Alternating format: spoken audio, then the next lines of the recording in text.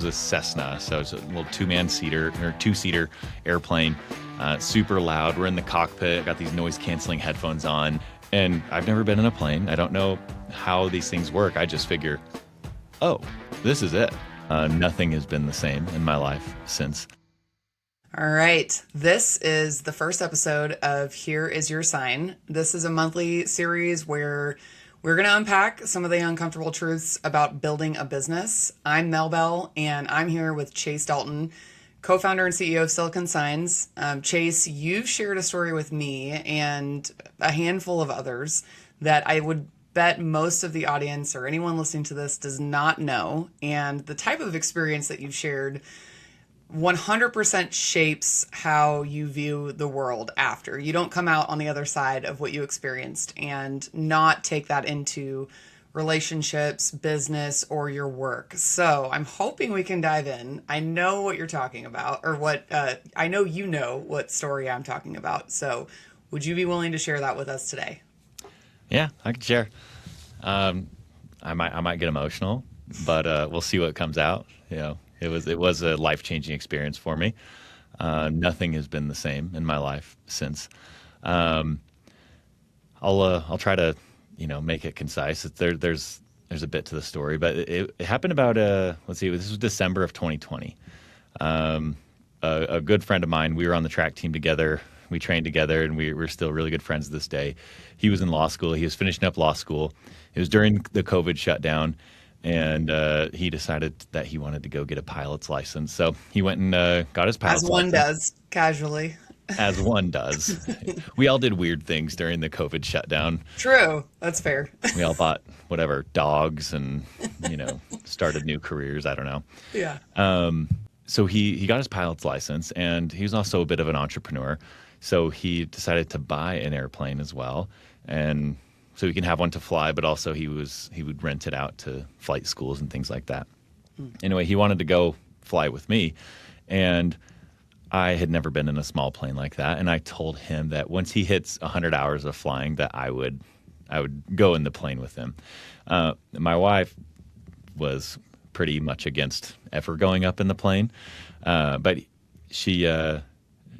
That was our compromise. As long as he got 100 hours, that she'd be okay with me going up. The day he hit 100 hours, he calls me up. He's like, I got it. Let's go. So they were over at our house that night, him and his wife.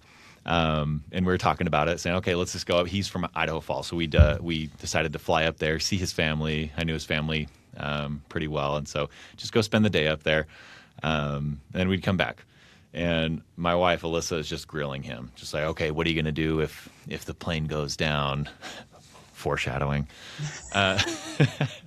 Spoiler, not spoiler. So he's like, well, I'm going to be flying along the freeway, so we'll just land on the freeway. And he says, another spoiler, he's like, I always wondered what it would be like to land a plane on the freeway. Laugh. He said that he got an oil change that day, and so my wife was like, well, who was the mechanic, and how good is he, and all this stuff. I was like, Alyssa, come on. So anyway, we get up early the next morning. We head out. It's a beautiful day into winter. The skies were clear. We went up, had a great time with his family. We were leaving around sunset. He did his check with the airplane. Everything looked fine. Those planes don't go that fast. And so it's about like a 4.5 hour drive from where we're at in Salt Lake area. And it was still like a 2-hour flight. So, they fly like 150 miles an hour, right? So it's not like that big of a difference. You don't go too high in those. It was a Cessna. So it's a little two-seater airplane, super loud. We're in the cockpit, got these noise canceling headphones on. So we're on our way back. It gets dark. It'd been a long day. I lean back. You get the hum of the engine. It's kind of hypnotizing. So I lean back in the seat, and I'm going to take a little nap.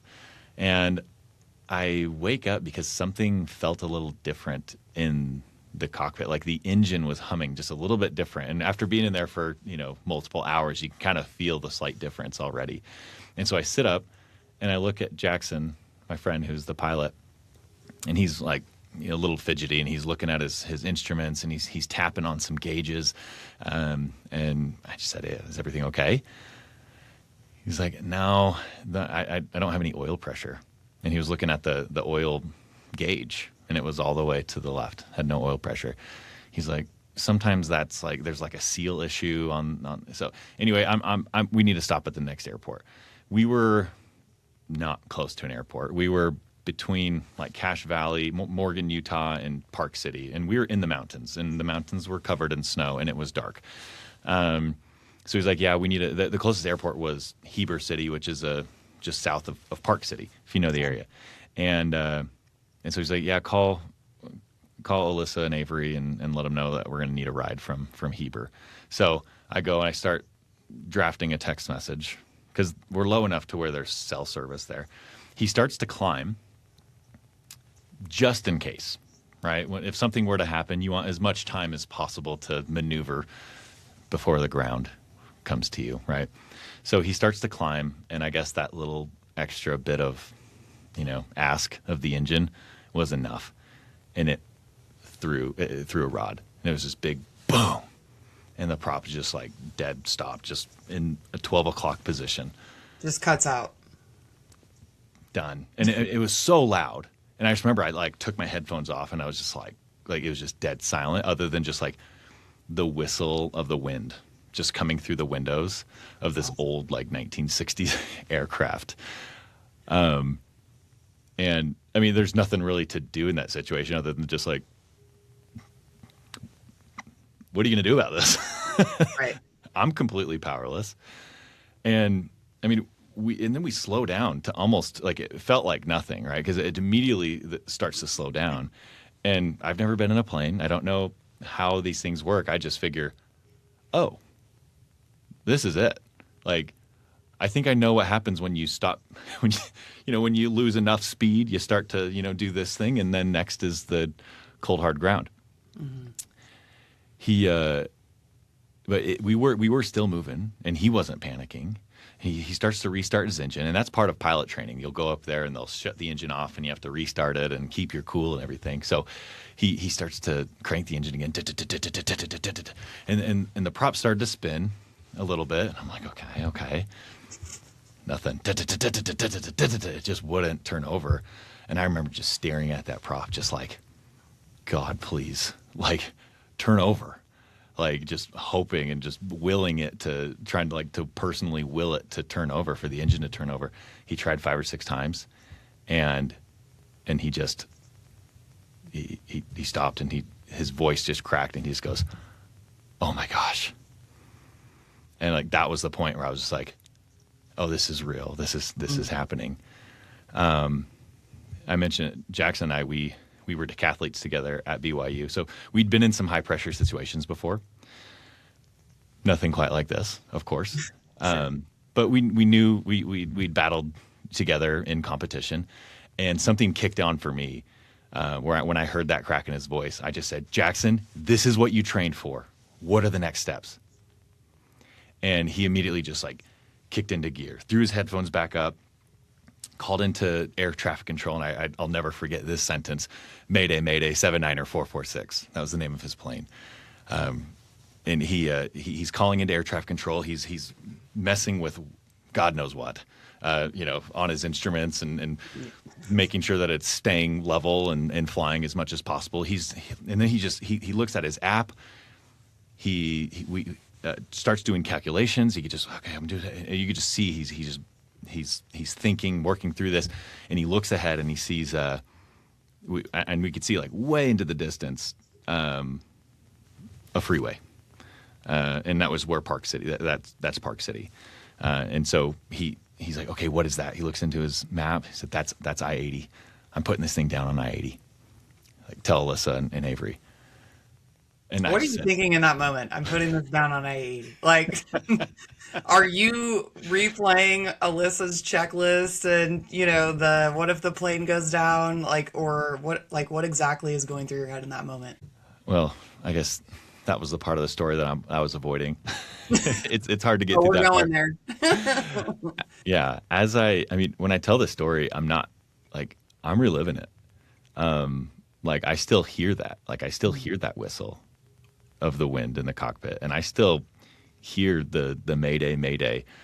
And like even my heart starts to pound a little bit. But yeah, while he's sitting there cranking that engine, there's nothing I can do. I mean, that was a minute or two worth of time that had passed, and I'm looking down. I could see the mountains under us, like we weren't that high above them.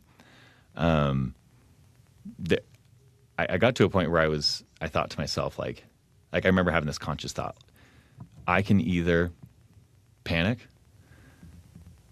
or I can take it like a man. Like I remember having that conscious thought. And it was like this thought, it was like, okay, this is how I die. I certainly didn't want to make the situation worse. Right. But I was just like, okay, this is it. And that's such a weird feeling to get to a point where it's not like I was scared anymore. Right. Not like, oh, phew. Like it was like, no, this is how I die. Like, this is it. And then getting it's like I moved through the entire grief process and got to acceptance, like in a matter of seconds, saying like, this is it. All I could think about was my son. This is it. This is where it happens. I had a 6-month-old. My oldest was 6 months old at the time. He was born in April. And all I could think about was just holding him again. And it's like I got sad for it's like I was mourning not being with him. And this is all thoughts that literally I was having in the cockpit, like, oh, I'm going to be so sad I don't get to be with him. And then I'm like, I'm going to be the dead one. How does that make sense? But just grieving that, and then got to, oh no, he's going to be the one that doesn't have a dad. And I had my phone out because I was about to tell them to pick us up in Heber. So I already had my phone out and I already had my wife's name pulled up, in the contact. And so I was just hovering over the send button. I was about to call her just to say goodbye and say I love you. So that's what happened while he was cranking the engine. Now, I guess, yeah. It must have felt like an eternity, right? Like, I know it was 2 minutes, but in some ways, you say you went through so many different stages and you're like playing the tape forward of this is going to be life, right? Without me and for my son. And yeah, you can tell obviously that you are back in that moment. And that's why I kind of kicked off this episode with, you can't experience something like that and then obviously re-experience it in this way, and appreciate you sharing the story, but you can experience that and then continue to go in throughout your life not being changed and have some, like I said, like viewing life through a different lens after something like that. Yeah. I mean, I don't want to spoil the story, but I'm still here. I didn't end up dying. You're not an AI avatar? That's weird. Sorry, guys. We're not here for the AI slap. Right. This is real. No, I'm here. And so like at the end of it, like I was fine. And I'll tell you kind of how the story ended. But that's what's interesting about it is that like I didn't crash. I didn't die. I'm still here, but in some ways, like I lived through a death. Like I'm on my second life here because I already accepted that it was happening. The only way I can kind of explain it is, you ever hear those stories where people are like given like a false diagnosis of like stage 5 cancer, and it's like, sorry, you have a month to live, and then people will just go like live and spend all their money and and just like have a time, and then all of a sudden it's like, oops, like we got it wrong. Mixed your results up. Yeah. I remember hearing something like that, and then like having the person be like, well, no. Like, and it's almost like this disappointment. It was like, no, I was supposed to die. Like I already got there. Like I already accepted it. And that's where I was. I was just like, no. Like, what? Like, that's not how it was supposed to happen. Like I already died in my mind in a way. And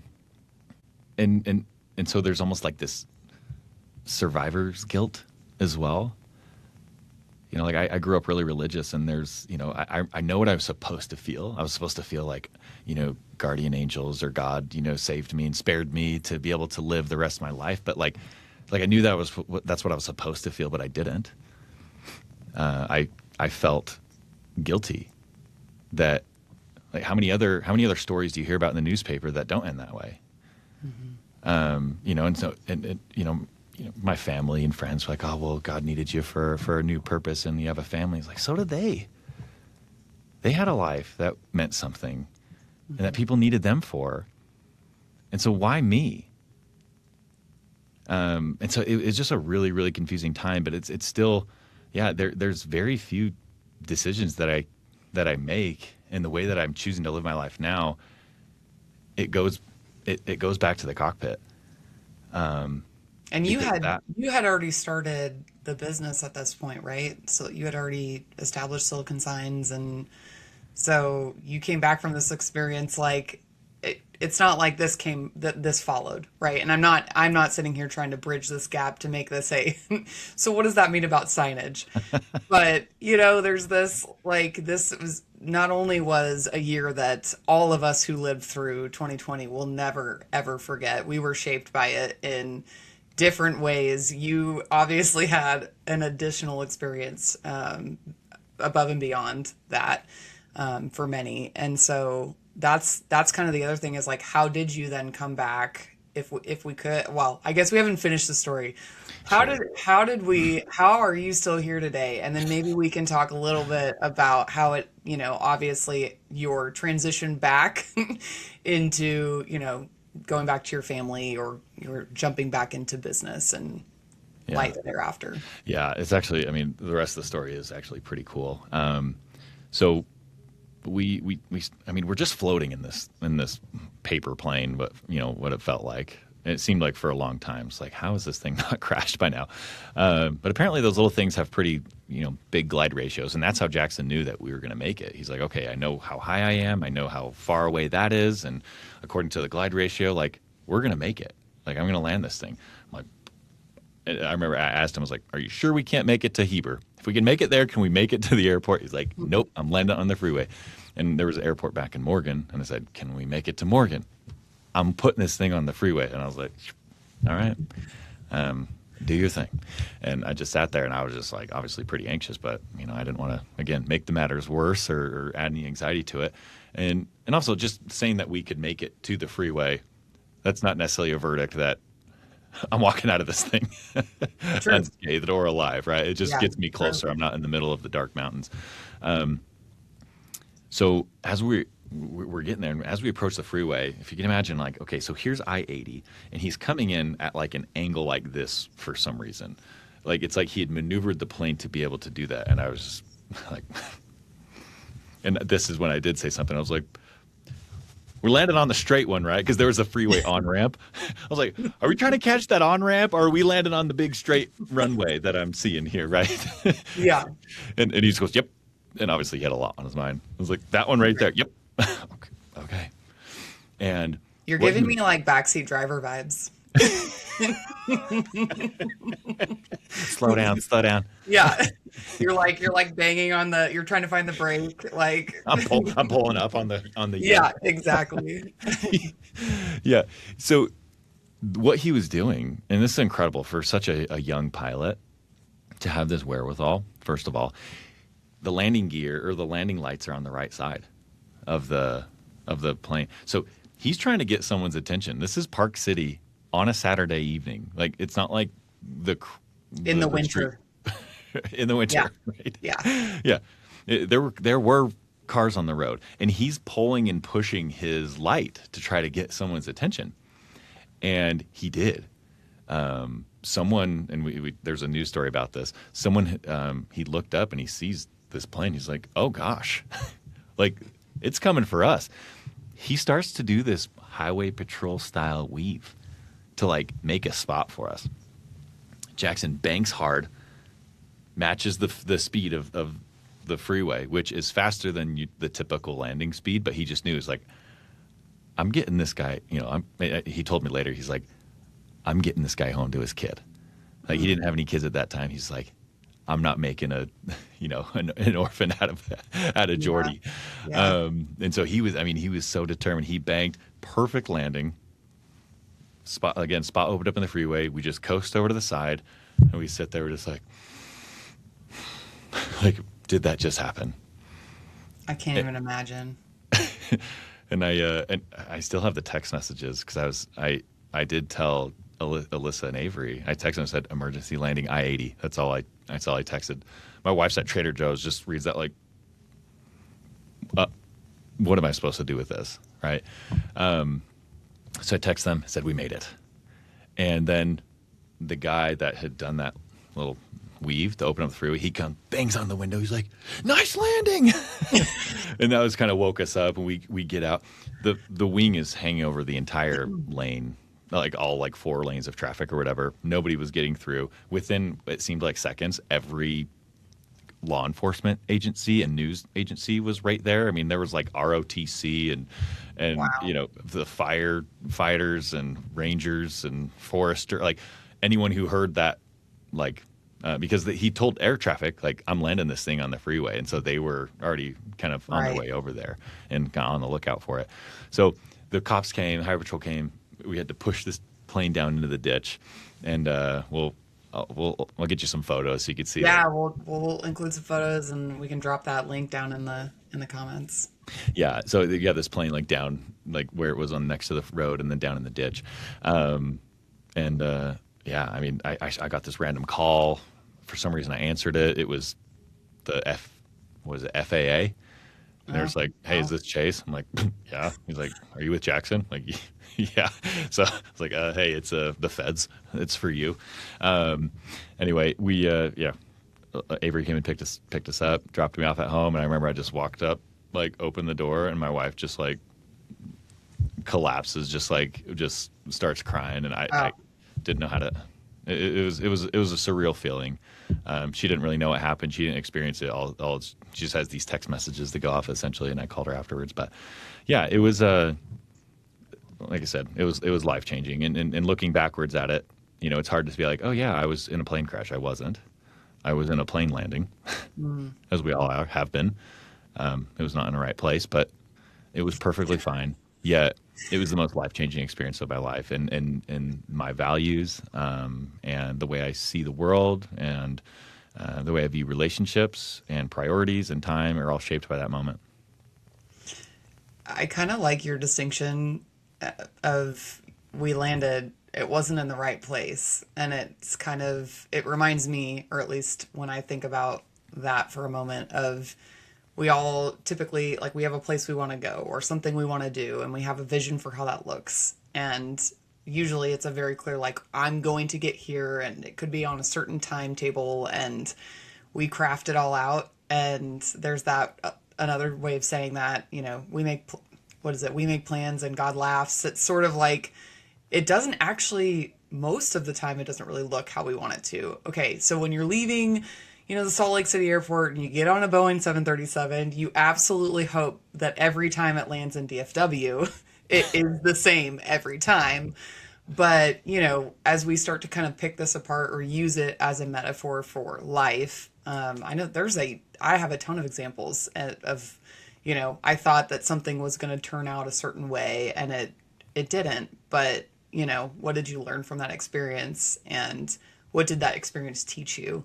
And that again goes back into how you now live your life. So, are there do you have kind of some more tangible, like, ways that you've brought this into, let's say, even like business, like you've said in the context of this story you've shared with me, control what you can control, because a lot of your story you talk about how you had no control over it. And so is there something else that you've brought out of that, or how do you bring that into whether it's business or your relationships?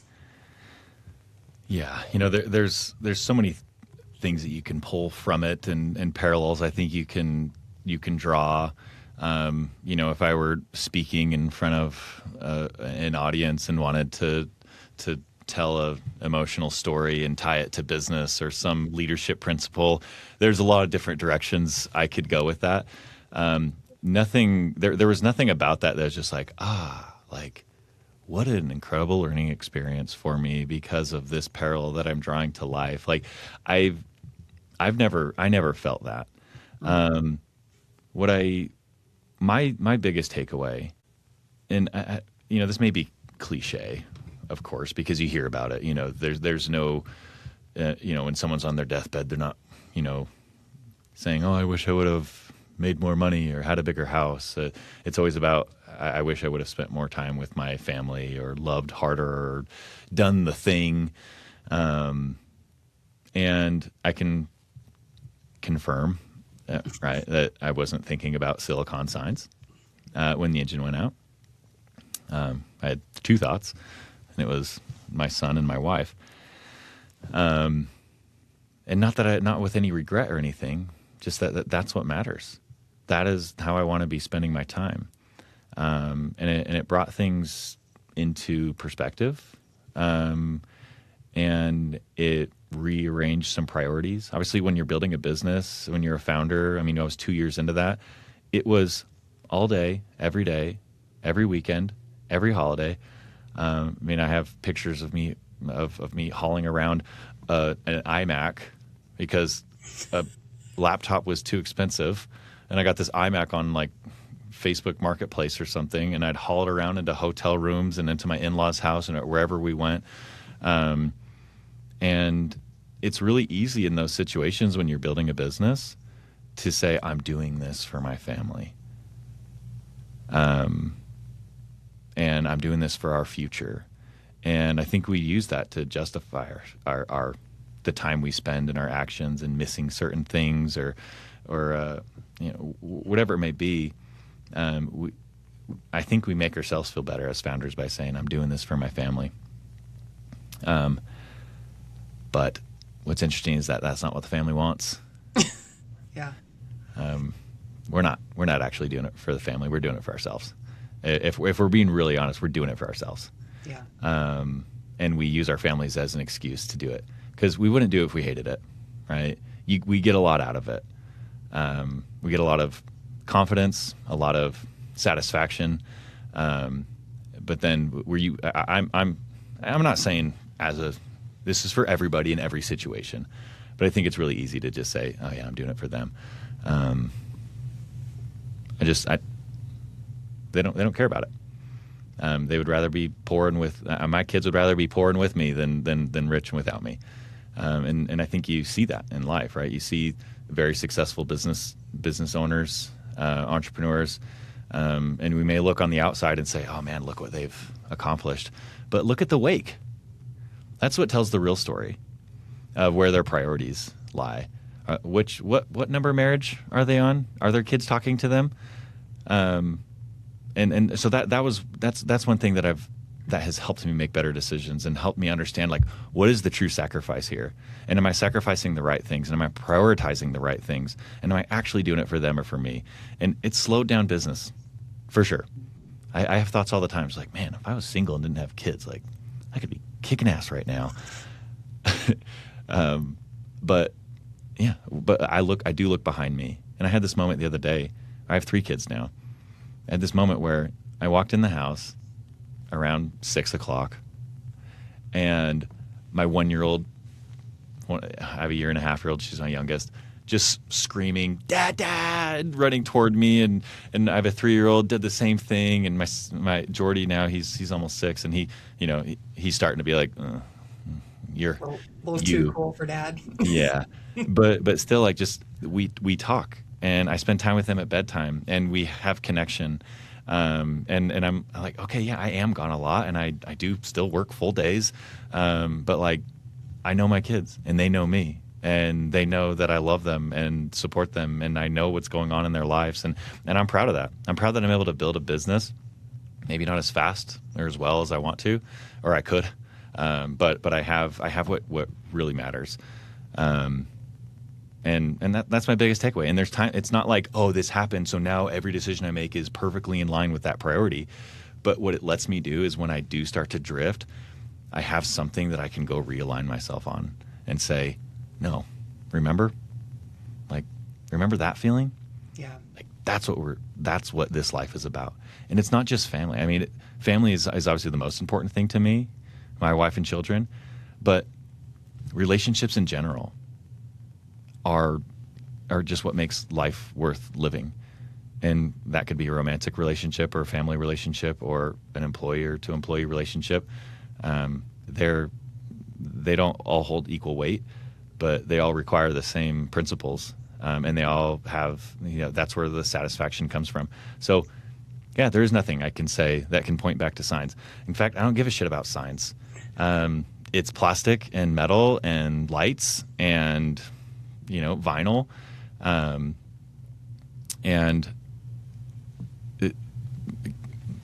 Great. Like, anybody can do it. There's a million sign companies. You could throw a dart on the map and you're going to hit one. So how can you take something like that and make it emotional?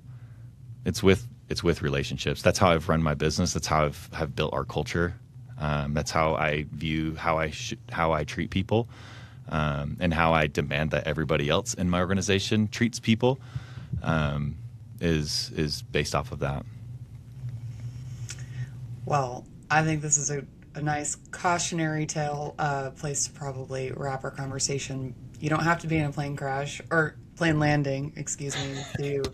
So you don't wait until you're in a plane landing maybe to have the reckoning. I think it's really admirable what you've done in building your business around people and connection. I've seen you have shared. I can testify to seeing Slack messages with a version of, hey, it's plastic and metal and this and that. Like, at the end of the day, hey, go home to your families, right? I've been in the room when you've shared that with the team, and so definitely really admire what you're building. And we will, at some point in the series, talk about some signs, maybe more about the industry, kind of what you're seeing. I think a lot of what we're going to focus on comes back to people, and in episodes to come, we're not talking about maybe the lessons coming out of control what you can control, but it's maybe taking a closer look at why do we accept that things are the way they are, right? Because that's another thing that you've done. You've challenged the notion that things have just always been done this way. So more to come, but I'm glad we were able to tee it up, give folks a little bit more insight into what makes you tick. So thanks for being here, and we'll do it again next time. Sounds great. Yeah, I do give a shit about signs, but I more give a shit about solving problems, and I think that's where we're trying to take this business. What are the real problems that people are facing, and how are we specifically solving it? Because people may have an external need. They need to have a sign on a building, but that's not how they make their buying decision. So yeah, excited to talk more about it. Thanks for letting me share. Thanks, Chase.